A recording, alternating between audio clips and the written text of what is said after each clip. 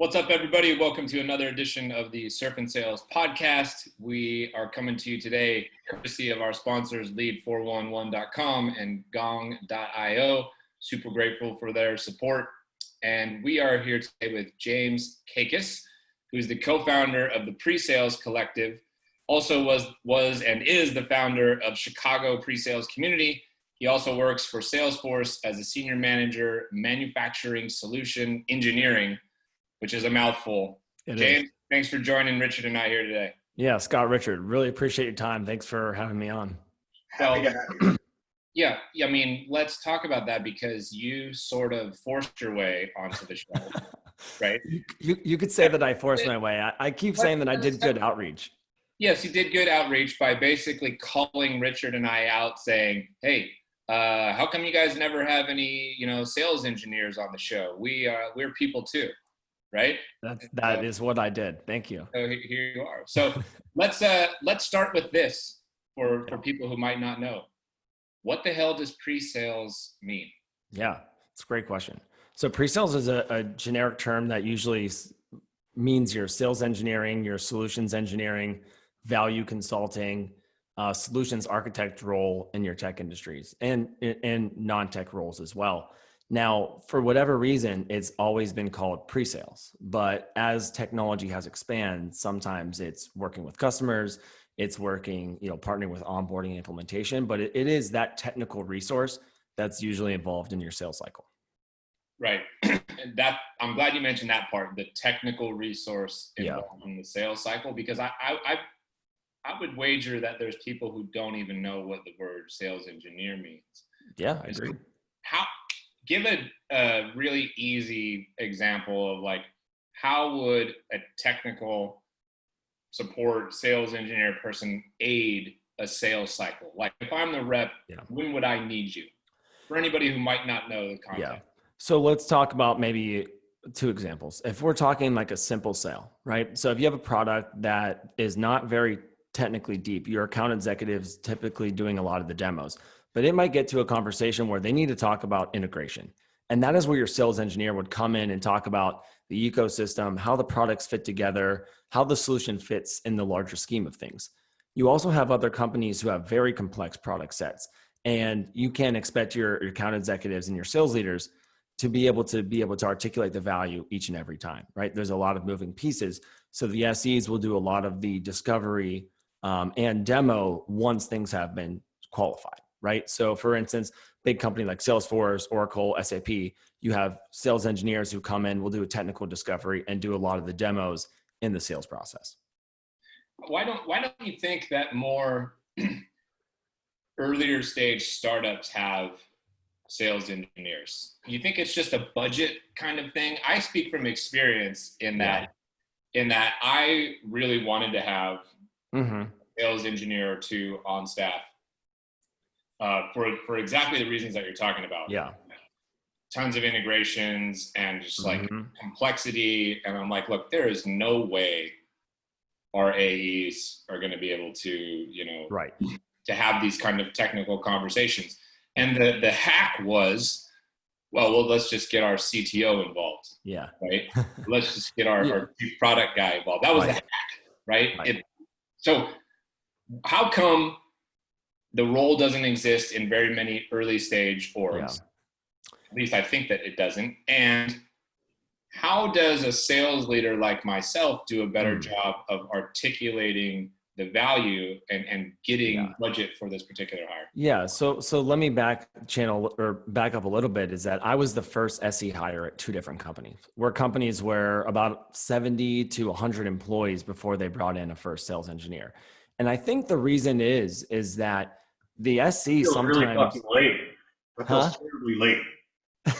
70 employees. It is. And I got a lot of opinions on why it should be earlier and how you can actually make it earlier and have better, synergy, between pre-sales and post-sales. But the reason is, I think it's hard to quantify. And it's an industry that is still hard to quantify no matter how big you are, right? Because sometimes people look at pre-sales resources as sunk costs, because you're looking at someone who doesn't carry a quota. They're driving revenue, but they're a support in driving that revenue. Now, especially early stage companies, at least ones that I've worked on, the product was not technical enough that you needed somebody super technical to come in right away. The AEs could take the deal far enough, and then the SEs could support 10 people, 15 people. But if you look at some other companies that are extremely technical right off the bat, you can't ask your account executive to have those conversations. You can't ask your account executive to pull in your CTO for each and every conversation. That's not scalable. So if you think about a technical resource like a pre-sales engineer, the first hire, in my opinion, should be a pre-sale, post-sale consultant, someone who helps sell on the pre-sale side of things, does demos, technical discovery, technical integration, maybe some proof of concept, and then also helps in the onboarding, right? That to me is like, that's a no-brainer on the hire. You want to hire someone to onboard and to get customers up and running if you're not using a partner, but why wouldn't you have them come on the sales side of things? That's actually how I started my career. We didn't have pre-sales resources. I worked in post-sales as a customer engagement manager. I learned the competition so well. I knew the product so well. They'd pull me on pre-sales calls and say, hey, talk about this. And that was how I actually got into pre-sales personally. Do you think, so when should they get it, right? Is it, I mean, I know it's a depends. Yeah. Let's say it's some level of complexity that the AE shouldn't be spending their time on it, right? It doesn't need to be the most complex, SOC compliance conversation, right? Like all that stuff. At what stage? Is it a revenue stage? Is it employee size? Is it the number of deals? Like, where do you think that should be? I think it gets, and I'm taking a little different stance on this. If you as an account executive are losing credibility with your buyers, it's probably time to have a solutions engineer come into fray. What does that sound like? Because now, again, you're talking about, sounds like mostly an earlier stage company, but it could be later stage. What is that lack of, what is the AE going in to say to their VP of sales or their CEO founder saying, I don't have credibility. Like, they're not believing me because I'm a sales guy. And I think it depends on the buyer, right? So if you're selling sales tech to VPs of sales, you might be able to get a little bit further. But if you have a place where, an IT is administering this, or you have to get clarification or sign off from a CIO or a CTO, at the end of the day, no matter how good of a salesperson you are, you typically need that help, right? Whether it's your frontline sales leader, your CRO, your, CTO, whoever it might be, you can take that conversation pretty far, but there just has to be someone who can speak that language. Now, if you look at it in terms of vertical specific products, right? If there are products that really sell to like manufacturing, right? I sell to manufacturers. Your account executive, you're not teaching them to know the industry inside and out, right? That's just not it. And that account executive can only go far enough in that industry specific topic. So you can bring in your pre-sales resource to be that subject matter expert, to have that conversation, to build credibility, to say, hey, this company knows what the hell they're doing. And these guys and girls know exactly what we need. And so that trust gets built. And I think, and let me say one thing too. It's also really hard to ask an account executive to set meetings, manage all the resources, do the discos, do the demos, have, a bit of depth into the product, go ask for money and negotiate at the same time across dozens potentially of opportunities. Like, that's just not scalable. So I have two questions. So the first question is, how often, and I don't know if you have this experience, do you think the current technical founder, CEO, ego gets in the way of hiring a sales engineer? Not that, hey, I don't value them, but it's still their baby and they're just not ready to let someone else, because that sales engineer, that pre-sales guy or woman may come in and say, hey, we need to look at this differently than what the founder thinks. Do you think that ego gets in the way? I mean, I think it can, right? If you have especially a technical founder who's not as product focused and wants to be on those sales calls, they're going to say, I'm going to jump in. I was actually just talking on my podcast to someone who's a co-founder of his own product, and he was an SE, and he was saying how he would just jump into calls forever because he had scaling issues with his pre-sale team. But again, it goes to scale. It's just not possible. And you can have your co-founder go and handle the big 7-8-figure deals, whatever they might be. But you can't have your co-founder on, very small deals that you're probably losing money on based off customer acquisition costs. Cool.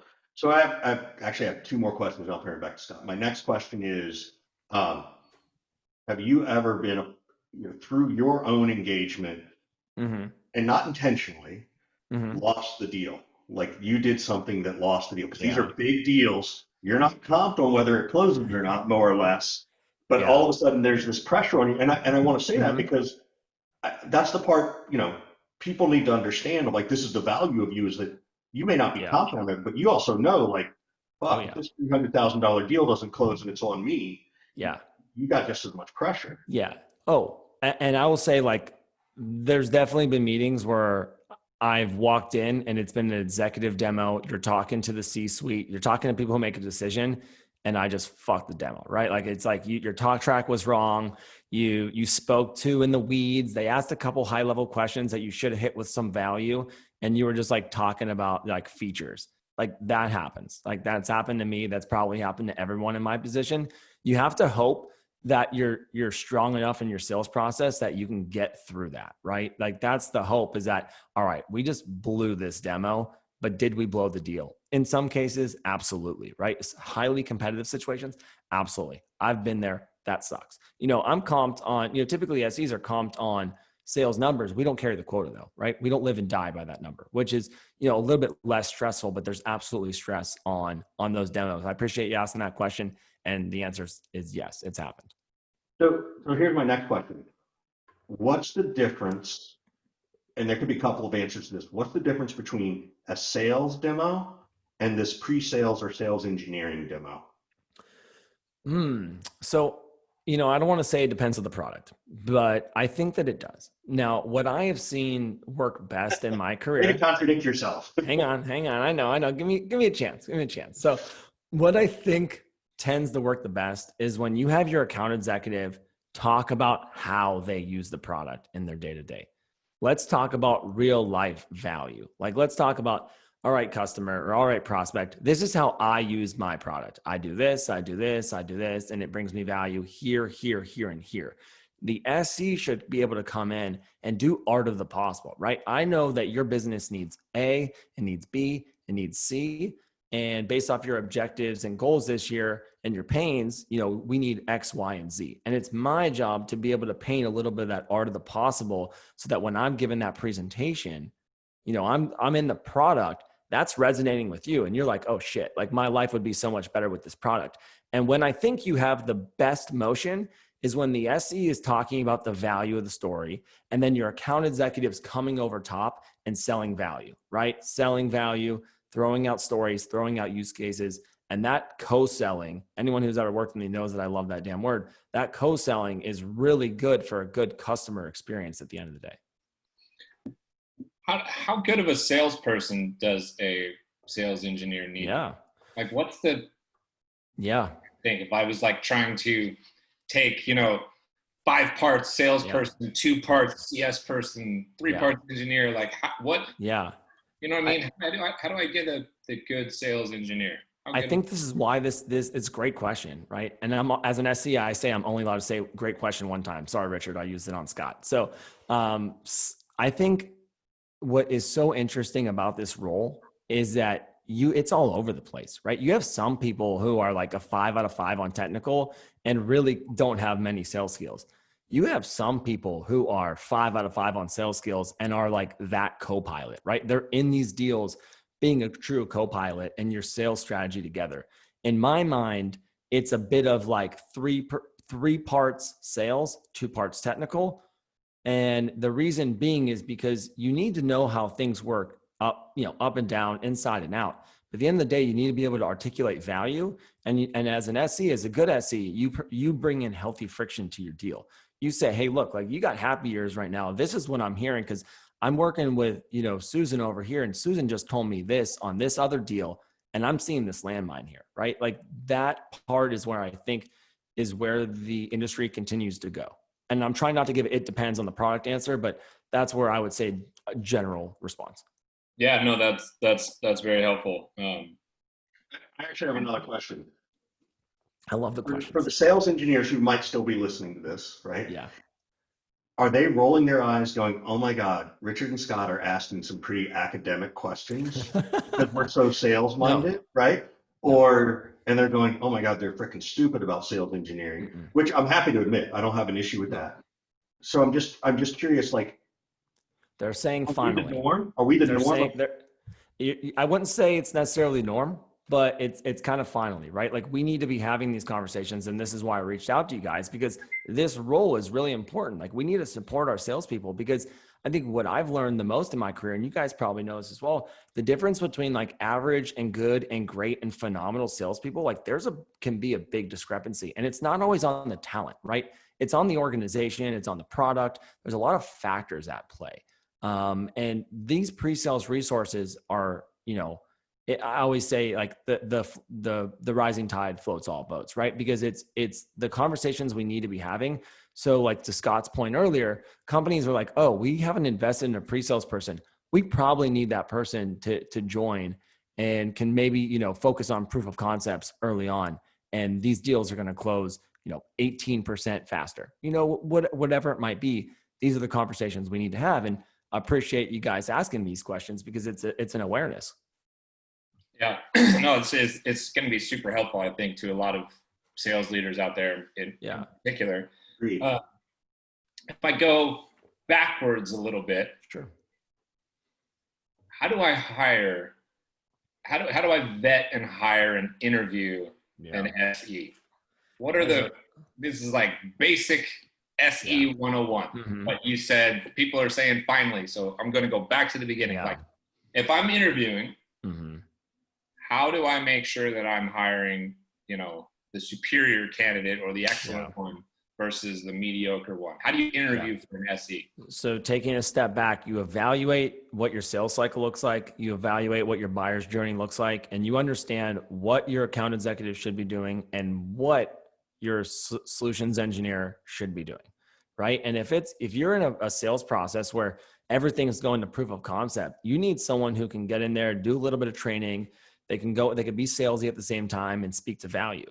Can I interrupt you there for a second? Sure. So is that a case where I would say, why don't you kind of demo me your prior, product, the place where you were at before, so I can hear how you speak about things? Great question. So, damn it, I said great question. I used it twice. I've lost credibility. I've lost credibility as an SE. So let me back up. Is that you're right. Now you identify what you want your pre-sale or your technical resource to do, and then you build your sales process, right? And I think from my experience, we'll talk startups right now. A lot of people think that they want to work in startups, but they don't know what it's really like to work in startups, right? It's really hard. You got to wear a lot of hats. You got to be able to be nimble and do a lot of things. When it comes to a sales process or a sales engineering hiring process, that demo is part of every single interview that I've ever done. And I used to do it as like the final stage of like the panel. And I've realized that so many people do not know how to articulate value. And I never ask anyone to say, hey, here's my product, go learn it for a day and then pitch it to me. No. What are you doing now? What are you selling now? I want you to present in 1 hour to me. You can paint the scenario. You can paint the picture. Tell me who I am. Tell me my challenges. Tell me my persona, and go. And give people that green grass, right? Because then you need to be able to understand how they're going to be able to articulate value. Now, during the interview process, I'm wondering how important it might be for AEs to participate in the interview process, because that relationship, I would imagine, needs to be a very, very good one, right? Yeah. And in my experience, great question, Scott. See, Richard just used his. That's three. Richard used his. In my experience, I don't bring in my account executive to my hiring process because there's too many biases or too many desires of like, I want this person to do this. This person might push back on me. So I involve a sales leader in my demo presentation. And then if I have a couple of candidates that have made it to the final and we can't decide on who we want to bring in, we bring in our sales leader, right? Because at the end of the day, it's on me, right? It's my responsibility to hire and to fire and to make sure those people are performing. And every once in a while, a sales leader might have a differing opinion on what they need, right? And what kind of skill that they want, which is why I said in the beginning, you kind of identify what you want these activities to be so that you're on the same page. To clarify, you're managing other SEs right now. right? Yeah, I am. I've been managing SEs for quite some time. But yes, if I was the first SE, which I was a couple times, I usually reported to the VP of sales, CRO, co-founder, president. I needed someone who could get in there or I was technically someone who was business savvy enough, technical enough, and could get in there and move our deals forward. Yeah. So let's flip it on the hiring process, if Scott doesn't mind. I'm an SE and I want to go work at a really hot startup, Gong, Outreach, Sales Loft, Oh, yeah. Salesforce, right? Um, what what do I need to be presenting? Because you're presenting to this sales leader, and to your point, you said, look, I think it's fair to say that James, you're a very dynamic person. Not every person who is sort of engineering minded has that same sort of swagger that a salesperson gravitates to or a sales leader. And I'd be concerned that the bias that a sales leader has for that sort of, hey, they focus too much on the word sales and not enough on engineer. So how does that sales engineer present themselves better, whether it's on LinkedIn, just on their profile, or in the interview process? What tips do you give to those people? Yeah, I think you really have to understand what your strengths are, what your weaknesses are, and what that company is looked for. I have seen a lot of people who've been like, I really want to go to this startup, and they've been selling the most technical products for most of their career. You're not going to do well there, right? Like they need that business person. So what are the strengths? And again, and I'm almost asking because I don't know, and I'm Yeah. to hire an SE, but okay, this is what a VP of sales or CRO would want to hear about as a strength, and at least acknowledge that this isn't your wheelhouse. Yeah.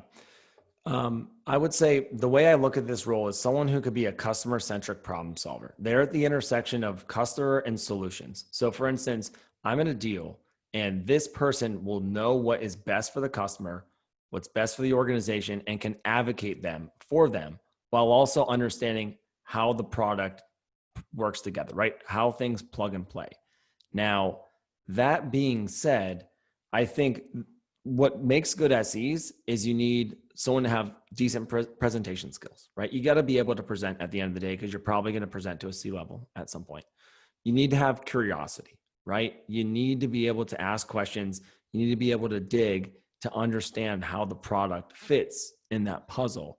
And you also have to have this kind of team player collaboration component because a lot of times sales engineers, solutions engineers, early stage startup, they work with sales, they work with customer success, they work with product, they work with product marketing. And so you have to be able to wear all those hats. And you actually, in my opinion, especially early stage, you got to be a self-starter. I tell people you got to be a self-starter who can kind of go in there. CRO is going to say, hey, I have maybe never managed this resource in my life. I need you to just go. Like that's how I started my career. And I'm very fortunate, right? But that's typically what you need in these early stages, and at least from my perspective.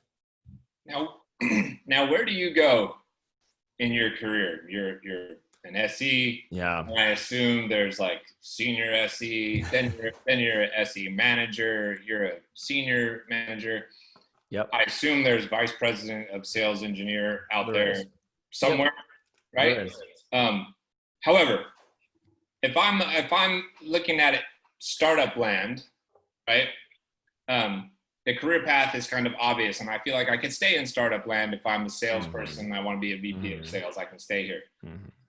It feels impossible to me to stay in a small organization in startups if I decide to kind of career path out the sales engineer role, right? Like you're not going to, correct me if I'm wrong, you're not going to be like a VP of sales engineer at an early stage startup managing a team of 100 because there's no small company that's like that, right? You're sort of stuck, for lack of a better word, like you're sort of stuck in the Salesforce and Oracles and all these huge orgs, right? Are you not? Am I wrong? You're mostly correct, but there's been a little bit of a shift the last couple of years, right? And this is a little bit newer, right? You might be a sales engineer, a senior solutions engineer, a lead principal, typically like this, what happened to me, I was a manager. I had a team of 7, and then I became a director with like 14 or 15. And then I help have global responsibilities, right? You could be a global director of 25 people, 30 people in an early stage startup, depending on what that is.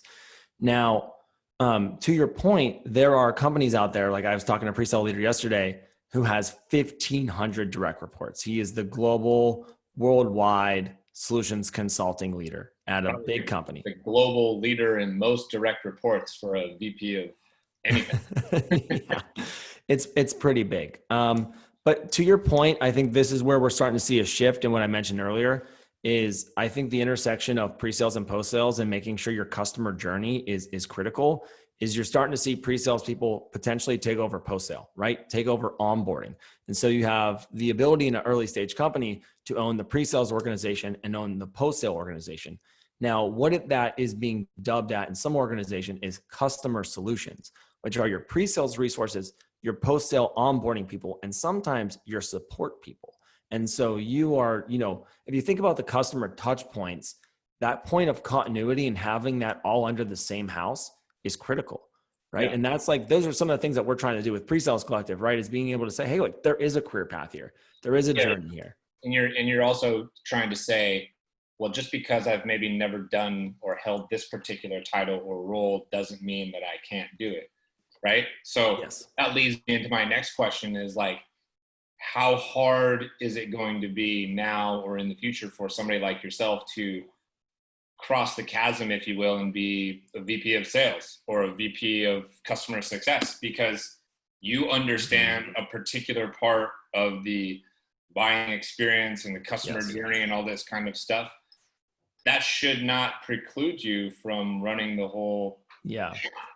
Well, it's a very interesting question because the knock on sales engineers is we don't carry a quota, we don't carry a bag. So, how could you actually be a VP of sales?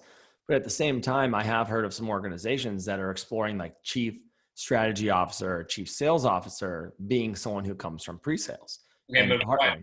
Okay, so do you think not carrying a quota should preclude you from being the VP of sales? I don't think so, but as you guys kind of mentioned earlier, I think as you start thinking about that persona of a VP of sales, you do start to weed out some of the sales engineering persona. Okay, so now follow-up question. Why don't you just sign up for a quota? It's not that question is not decided by me. Great question. I use good. I almost said that was a good question. Hold on, James. Don't give me the it's past your pay grade answer. It's not. You run a community of thousands of pre-sales people, right? Yeah. How come all of you don't unionize, for lack of a better word, and say, give me a goddamn quota so I can make more money and so I can get rid of this potential obstacle to me being a head of sales? I mean, this is part of the things and part of the questions and conversations we're trying to attack with Presales Collective. It's like, I worked with someone who made $600K and I'm friends with him now, but I'm like, man, I did so much of your work and I didn't get paid much of that. Right. That's an AE that made $600K. Right. He did. But he lived and died by his quota, right? He gets hired and fired for not hitting that number. I would say that there are some bigger companies out there that go quota based on their SEs. I would say like my current company, we're not quota based, right? It's like attainment numbers. I think that I've seen it in IBM. I think bigger companies like ServiceNow and Oracle might have teams that are like that. But that said, like it's typically not a decision by pre-sales folks. I would not mind, and let me just kind of preface this, I wouldn't mind putting my team on a quota if it meant that we got to make those earnings. Now that said, if you put me on a quota that was like 1-to-1, that's easier. But a lot of times pre-sales folks are in 1-to-3, 1-to-5, 1-to-7 ratios. And it just gets a little bit dicier. And to be honest, I don't know that is a conversation that many pre-sales executives are saying, hey, we want the quota, we want the pay, we want the comp. That's a shame. Just wait till Benioff hears that, man. He's you just screwed over everybody in sales engineering over at sales. Our comp plan, I mean, look, at the end of the day, at Salesforce, great company for pre-sales and solutions engineering, but like comp wise, like I'm not even comped on how my specific team or even my region is paid. It's really quite interesting. But they take care of you in other ways, I know. They absolutely do. My mind is melting. My mind is absolutely melting. Richard, he just said that the executives are not signing up to carry quotas. I know. So I've never heard that before from other department heads. Shocking. Right. We never hear from product marketing or marketing in general. So a guy was just texting me a minute ago and he was like, hey, I like your idea about case studies. And I said, yeah, well, be sure when you have them write them that it's added to their compensation program. So that's what marketing needs to do. Let's say, where does someone even sort of start? Let's say I'm an SDR, or maybe I'm not doing great as an SDR, but I have this technical chop, right? Yeah. Moving into sales is very different than I think moving into sales engineering and pre-sales. Agreed. How does one decide they like it? How does one even get started if you've never had the experience? Yeah. I've worked with many of SDRs in early stage companies who think, hey, Was that a great question? Just got to ask. I'm not using that anymore. I'm done. I mean, Richard, I'd give it to you if you want. So I've worked with a lot of SDRs and BDRs who wanted to go in the rank. They didn't want to carry the quota. They didn't want to go to SMB or mid-market sales, but they wanted to work in the product. They were obsessed with the product. They liked the product. They would get into it, play with it, understand how it works and the value, and they were more interested in that component. And what I did at previous companies, we started an associate program. So getting into pre-sales generally, because you don't want to just waste that. I don't want to say waste. You don't want to utilize that resource on somebody really junior to start. You typically, when you're hiring and you're a smaller company, you need someone who's got the experience, got the chops to do so. And so you kind of create an associate program where someone kind of takes that stepping stone and then kind of work behind the scenes instead of being as customer facing. There are bigger companies, again, the Salesforce, the Oracles, VMware, that have feeder programs where people that were SDRs or coming out of college say, hey, I want to get in this pre-sale role. They go to these academies, they essentially get trained deep dive for 6 months, and then they get thrown out into the field. But again, this is why I stumbled into pre-sales. Most people stumble into this role. They've been salespeople who don't want to carry quota. They've been in customer success, but they want to get more into the sales side of things. They're technical product managers and they want to get into sales. That is what I've seen kind of shift. Yeah. Couple little things, and then I know we need to wrap up. What questions should we be asking you? Depends again, if there are other sales leaders who've never hired one, what's something else we should be asking you about this? I think you should be asking, why do I need this and how do I measure this? Because if you got to go to your organization and you're putting too much stress on your salespeople, you're putting too much on their plates to move deals forward, and you need the additional resources, you can't continue to rely on the CTO. You can't rely on the CIO, the product manager. So how do you measure it? Well, this is like this golden component, right? Of this role that we, like, even in Presales Collective, we're still trying to help define for the industry.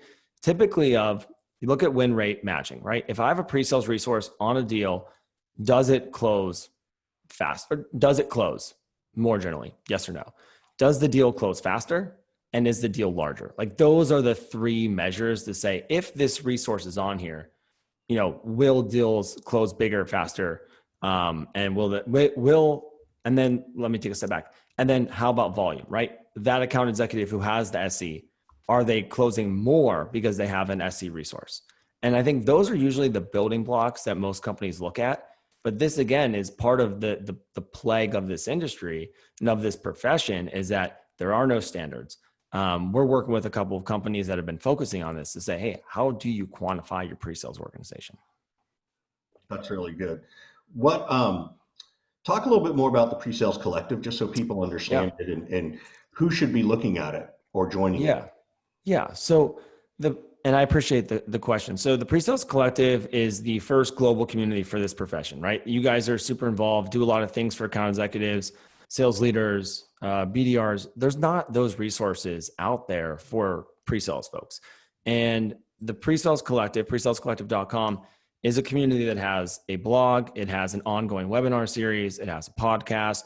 We actually are doing a conference for leaders, and it is a place to go to connect with other professionals. Because as we've talked about this profession is just so all over the place that we need to try to streamline it. If you wanted to have a seat at the table, you need to set some industry standards. You need to set some benchmarks out there. Now, what's also interesting about this is we have a Slack community that we started, and we have 1,600 people in 3 months. Like, this thing grows by the day. People are joining because sales engineers typically want to collaborate with other people. They want to learn from other people. You know, for me, example, like when I was in startups, I was reporting to sales leaders, and they didn't know that much about pre-sale. So I had to rely on my network and my community about how I built my team, how I built my organization, how I scaled, the hiring questions that you ask. Those resources don't exist. And so that is why this community does exist. Can I push back just like a fraction, James? Yeah. First of all, I think it's wonderful that you built a micro community specifically for pre-sale. I give you all the kudos and praise in the world for that. Here's my pushback. I heard you say that, you know, some of these communities don't exist for pre-sales, and I interpret it as like there's no space for pre-sales or something like that. Like, okay, we have Revenue Collective, Rev Genius, Sales Hacker, Thursday Night Sales, our Surf and Sales community. I would argue that nobody from the pre-sales community makes an effort to build relationships with some of us and involve themselves in these communities. You are the first person for me who has reached out to me in any way who is in pre-sales and said, hey, motherfucker, give me a seat at the table. Yep. Hey, I'm here. I've hosted 31 straight weeks of Thursday night sales. I've had 0 questions about pre-sales.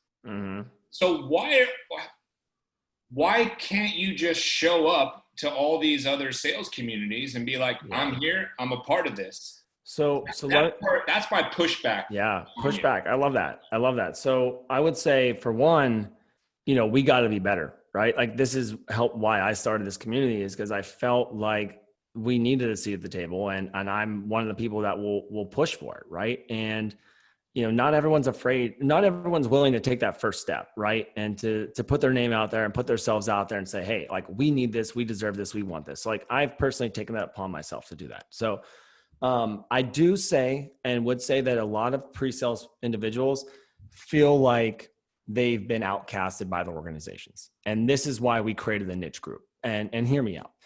You have enablement sessions. I worked in sales enablement, right? And enablement is to my core. And you have organizations that enable your sales team and your BDRs. And they tell the technical people, oh, go figure it out, right? You go talk to product. You guys are smart. You guys figure it out. And there's all these programs that happen in organizations, and none are geared to pre-sales folks. And so I think when you look at that and you compound it over years, and you look at the content that comes out, you know, look, there's content that you guys put out that would resonate with sales engineers, no doubt. But I feel like we just get lumped in and we're left behind, which is why we created the niche community. And so, Scott, like, what I'll tell you is, you know, we're looking at success, you know, next year, 3 years, 5 years, 10 years. So I hope we can look back and say, hey, remember that conversation when you said I was the first person that reached out? You've had dozens and dozens of people that reached out. So there's just got to be a start. And I think that our profession is just generally behind because we've lacked vision, structure, frameworks to get this done, right? And I think that's where we're trying to go. So your point is absolutely valid, and we got to do better. That was really good. That was a great conversation. So I appreciate you guys having me on. And this is the title of the show: the greatest conversation on surf and sales. The title of the show should just be "That's a great question." I knew that was coming. This is actually like my favorite episode in a really long time. And, cool. Here's why. It's because I don't know shit about this world. I never was able to hire a sales engineer. Only once did I work somewhere where I really felt that I could need one. So this is like super informative for me. Sure. And I'm really glad that you called Richard and I out and pestered your way onto the show. And I look forward to staying in touch with you, man, and learning more from you. And what's the best way for people to reach out to you? Give everybody the website or presalescollective.com is the community, but I'm on LinkedIn. James Kaikis, Kaikis. I live on LinkedIn. It's my most active social media. I'm on there. I'm super engaged, super involved, happy to continue conversations, get into some debates. I just appreciate having this conversation, having the opportunity to. Let Richard and I know, James, if we can ever be helpful for the pre-sales community in any way. Maybe there's some, questions that folks in your community have for people like us who, I'm going to take you guys up on that. So I absolutely going to take you guys up on that. You have to hound Scott this time, though. So. Thanks a lot for spending some time with us. Again, James, Richard, and I enjoyed it. And big thanks once again to our sponsors, gong.io and lead411.com for all your data and sales intelligence needs. Check them out. See you next time, everybody. Thanks, everyone. Thanks, James. Thank you.